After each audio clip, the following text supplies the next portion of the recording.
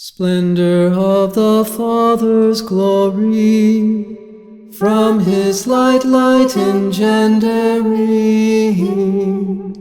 light of light, light's cradle and spring, thou day all days illuminate. One of the things that I encounter, and I spoke about this in my previous reflection a little bit too, in folks who come here for retreat, is this deep suspicion of truth. And it's not a surprise. In fact, I think we all suffer from this. When we're really honest, I mean, we're modern people. We grew up in a modern age. We're deeply conditioned by this age. And so we have inherited this attitude that looks with suspicion upon anyone who says they know the truth or they have the truth, or any group that makes such a claim. And this really, this attitude came into its own, I think, after the confessional wars that followed the Protestant Reformation in Western Europe. The 30 Years' War, for example, these were devastating wars. They were iniquitous wars. They were all wars that were conducted in the name of God, in the name of truth, and there was incredible violence that was done in these names. So the thinkers of the Enlightenment period, or the period that immediately followed that, wanted to remove truth from the mores of tradition, or what they felt were the restraining conditions of tradition or religion or things like that, and sought instead to find truth on a more individual kind of way, in a more individual kind of basis, through one's own empirical encounter with created things, with the material world, and their own reflection on that, their own rationalization of that. They were suspicious of metaphysical or religious truth claims. Now, in our time, we've kind of run up against the limitations of such an approach. So empiricism, materialism, rationalism, all of that have led us to incredible woes in our age, in our time, in the modern era. They've left us very disappointed. They've left us spiritually empty.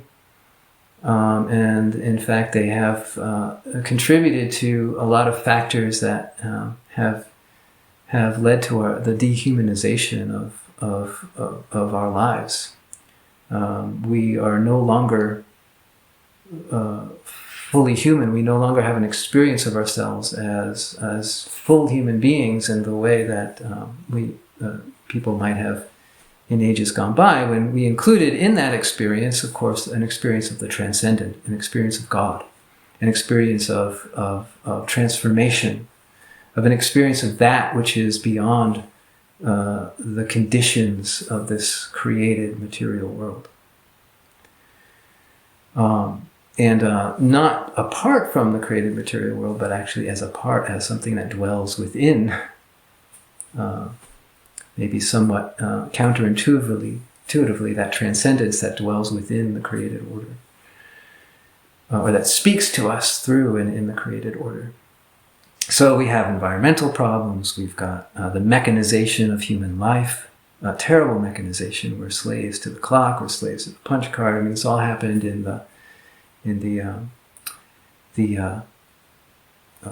industrial age, the Industrial Revolution. So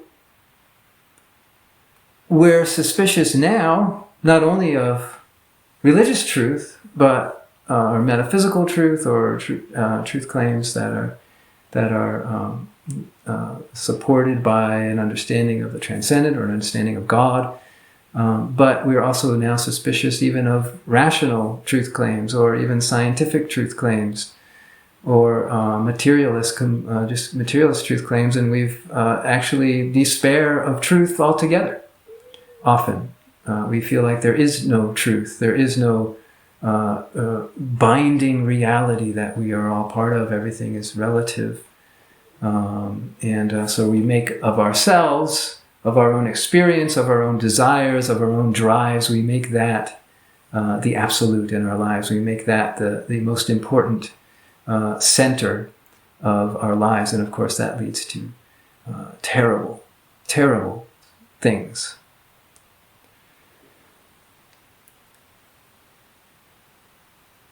So we cannot live without truth. We cannot live apart from truth.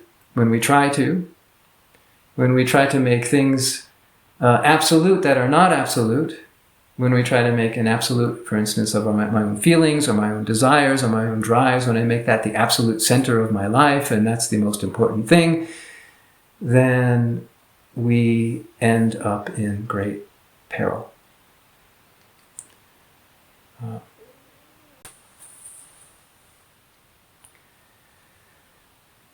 So now we ask with contempt, how can any group or any person claim to know the truth?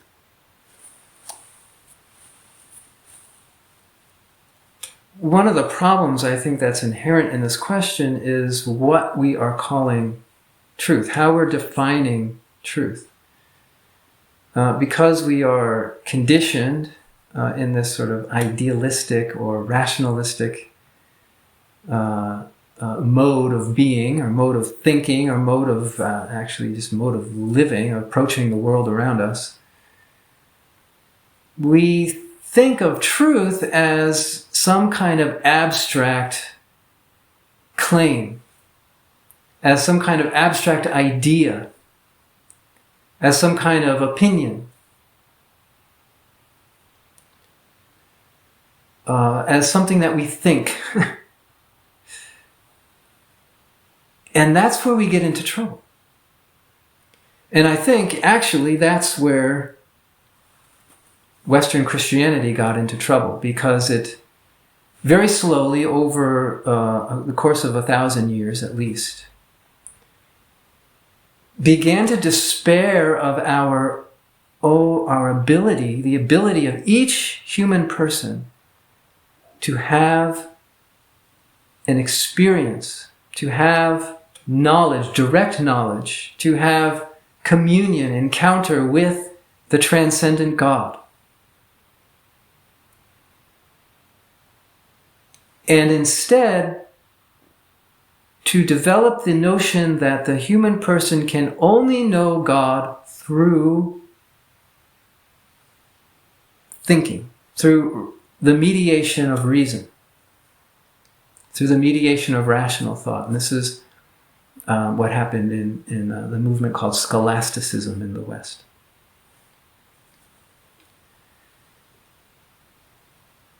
So the Western person has inherited the notion that we are somehow cut off from God and can only know God, and therefore, in fact, only know anything through the mediation of reason. And out of this grew the scientific endeavor, materialism, empiricism, and all of its offshoots, all of its modern offshoots. And I will not deny that these movements have brought us many wonderful advances. I can't deny that. I mean, here I am in front of this stupid cell phone talking to a machine. Well, maybe that's not an advance at all. Because there should be a person right there, not a machine. And we should be together, you and I.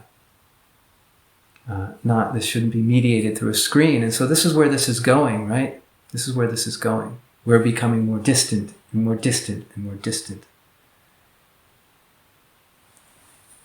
Nevertheless, when in Rome, do what the Romans do, I suppose, as long as it doesn't bring damage to our souls. And maybe this does bring a little damage to our souls. to even participate in this. But getting back to my reflection, traditional Christianity teaches that man, the human person, the human being, can have, is called to have, and in fact must live his life oriented towards an experience of paradise now, in this world, to taste, however faintly, the life of the age to come in this life. And through that, to be transformed, to be transfigured. And through the transfiguration of the human person, the transfiguration of the cosmos.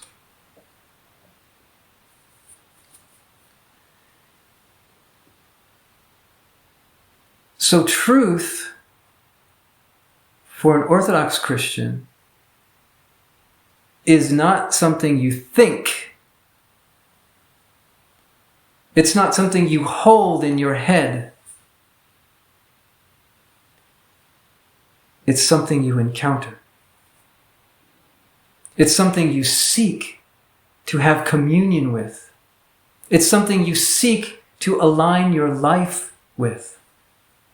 And that's really what the whole process of salvation is about.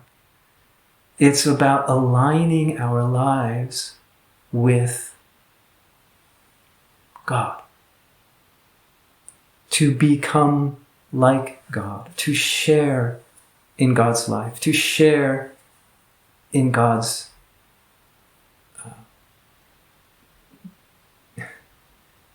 being, or to partake in the divine nature, as St. Peter said in Scripture, to become partakers of the divine nature. This is oft quoted by Orthodox people in support of this understanding of salvation. So truth for the Orthodox Christian is not something that we can go and bludgeon another person with. It's not something that we can hold up and against somebody else. Rather, truth is something that we ourselves are trying, are seeking, are working to align our lives with. And we do this through repentance, through prayer, through encountering the deceptions, the lies, the delusions, the false ideas, the false opinions that keep us blind to encountering this ultimate reality, this ultimate truth, this ultimate reality in which we all dwell. So if we really have the truth, then the only thing that we can do with that is love. Is love one another, is love our neighbor, is love this great creation around us, is love even our enemy.